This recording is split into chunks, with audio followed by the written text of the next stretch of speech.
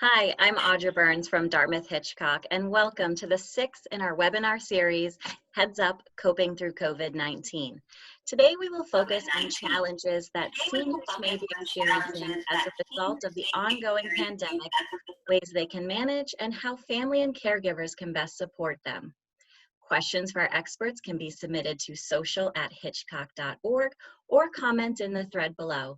If we do not get to your questions, we will be answering them in the comments as well as on our website. Today I'm joined by Dr. Ellen Flaherty, Director of Dartmouth Center for Health and Aging, and Dr. Daniel Stadler, Director of Geriatrics at Dartmouth-Hitchcock. Thank you, Dr. Flaherty and Dr. Stadler, for joining me today. Thank you for having us. Thanks so much. It's great to join you. So, Dr. Flaherty, what unique challenges are older adults facing during this pandemic? Thanks, Audra. That's a great question. And I think that there are a number of responses to that. First and foremost, I think what everyone is seeing in the news, the increased risk. And that increased risk based on older adults' frailty and comorbidities put them at risk not only for getting sicker from COVID-19, but certainly dying from COVID-19. And what that has done, understandably, is created a certain amount of fear that leads to isolation. And isolation leads to loneliness and to depression. Folks who are frail are staying at home and ambulating less, moving around a lot less, not doing their usual exercise by going out, are certainly also at increased risk for falls. So those are some of the things that we think about in caring for older adults during the pandemic.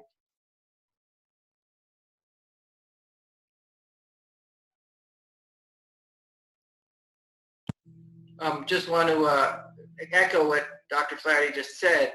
That there's no denying the risk to older adults is greater than the general population, and this is the group of people that need to be most cautious. At the same time, we have good data to suggest that little things like walking at the supermarket or a stroll around the block, while you would think that would be insignificant, is a huge player in the health and vitality of an older adult. And this social isolation has really, made people's lives so much more restricted. We live in a rural state where transportation is a huge issue. And now you see people reluctant to ask for rides or reluctant to go out. And so I think we have to balance the concern around the risk of the disease with the risk of the social isolation on this particular population. I think that's a very good point, is balancing and making sure that we're not being inside as much for our senior population, that you can get outside. Although if you go outside today or the next few weeks, it is going to be very warm out there, so make sure you're hydrating as well. So Dr. Stadler, what advice are you giving your patients to help them manage anxiety about catching the virus and the effects brought on by social isolation, such as depression, lack of contact with loved ones, and fear? Yeah, I think the first thing that I want to really emphasize with my folks is this is serious, and we need to take it seriously, especially for this population, as I said before. That said, I think it's easy when you read the news, when you watch television, to think that every older adult who gets this disease is going to die. And that's just not the case. There are many, many, many people who have mild forms of the disease, including our senior population. And so really recognizing that we have to approach this with a balance. Likewise, in nursing homes, I think, we could definitely get the impression that whenever COVID hits a residential care facility, that it is always devastating. And it's easy to miss the fact that there are a lot of places around this country that are doing a superb job in controlling and preventing the disease and controlling it once it gets there. So just taking a deep breath.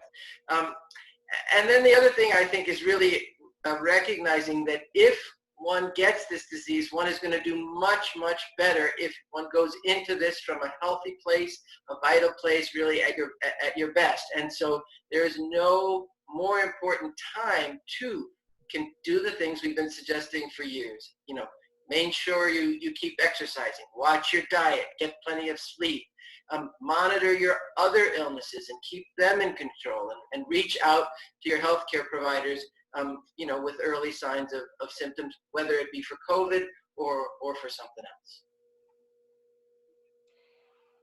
I completely agree with that, Dr. Stadler, and I think our perspective from the Centers for Health and Aging is to encouraging people, should they develop any symptoms, should they develop any symptoms of any of the other comorbidities, to be very, very comfortable in reaching out to primary care. Primary care practices at Dartmouth are open. We are seeing patients face to face, and it is a safe place for people to come. With that said, we are doing a lot of virtual care, not only through the computer, but also on the telephone. So please feel free to reach out, talk about what's happening, and we will be in touch in primary care to try to manage any of the symptoms that you're having. I think that's a great point that you're making, that it is safe for care, and there's multiple ways, whether it's on the television or whether it's on like a Zoom meeting like this, telemedicine, or on the phone. If they don't have the technology, they can pick up the phone and call. I think that's very important, to not delay care. There is a way to reach their providers. So thank you for that. So Dr. Flaherty, we actually just had a email come in for you, and this is asking about what virtual programming activities are available for seniors through the Dartmouth-Hitchcock Aging Resource Center. Great question. Happy to answer that. So the team at the Aging Resource Center, almost immediately when we were transitioning into virtual programming, stood up a lot of not only our regular programs, such as mindfulness and yoga, but have really focused on engaging older adults in some new types of programming, like creative writing and something we call Not Jeopardy. So ways for people to engage not only with their peers and other older adults, but really to kind of take their mind off things and to think about things that are very different from them worrying about COVID-19. We will continue this programming, adding some new programming, some just coffee social hours. What we find is that not only are people connecting to participate in the programs, but really to connect with others. And this is such a great, safe way of doing that. We have found that many, many older adults are using Zoom left and right. We have classes to train older adults on how to use Zoom so they can connect with their loved ones. We have individual, what we call tech coaching sessions. So if somebody has some challenges about getting onto a platform like Zoom, we meet with them individually. We've also continued with our wonderful tech coaching with our high school students who are working with older adults to get them up to speed with whatever device that they have and they need help with. That sounds great. Sounds like a lot of resources, and it's wonderful to know too that people don't have to be afraid, because you do have that tech coaching that you mentioned. So if they do want to take a class or connect with peers, but they're not sure how to do it, that's great to know that they can have that coaching. So we'll be sure to link the website for available resources so that people can check out your programming of classes. Great, thank you. Dr. Stadler, here's an email question from you. My parents are snowbirds and have been in another state but are headed back to the area. Is there anything that they need to keep in mind to keep safe for themselves and others? Yep, such a good question and so common up here. You know, I guess the first thing I'd say is folks moving back to the area, whether they're 85 or 45, they still need to adhere to the recommendations from the state. And so a 14-day quarantine would absolutely be key. And that's going to require some preparation, right, for anyone. So when you move back, you want to make sure that there's going to be some way for somebody to get you groceries and some way for somebody to help support you during that period when you really can't go out and see folks. That I think sort of adds to the second piece, which is preparation, right? So if an older adult does get sick, whether it be a minor case or a major one, they're going to need support. And so having those systems in place, who are those people who are going to help you? Who is your pod? Who is the close network of folks that can provide you with the physical support, the logistical issues, and the emotional connections that just people need to exist. You know, I assume if these folks are moving back that they've been here for a while, but I would say that if you're new to the area, probably thinking ahead, who's going to be my healthcare provider when I move to the area, getting medical records sent ahead of time and really trying to get that keyed up so that if problems do arise, people are able to treat the individual in the context of their own healthcare issues. That's great advice. Definitely a lot more preparation that they need to do instead of just coming back like they normally do. So thank you for sharing that. So as we wrap up today, I'd like to invite each of you to share a few important points for seniors, their loved ones, their caregivers, of what you want them to remember as they navigate this difficult time. Dr. Flaherty, let's start with you. Sure. So one of the things that I think has been remarkable and really very positive in the pandemic is the community support. We received so many inquiries early on in the pandemic of people saying, how can I help older adults in my community?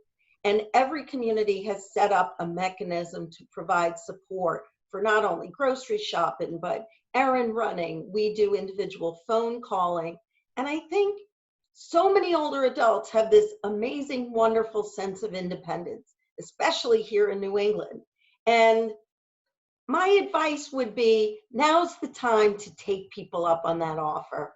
Now's the time to engage with other community folks, your neighbors who are knocking on the door willing and wanting to help you. And that in and of itself is an uplifting activity. So that would be my one recommendation, Audra.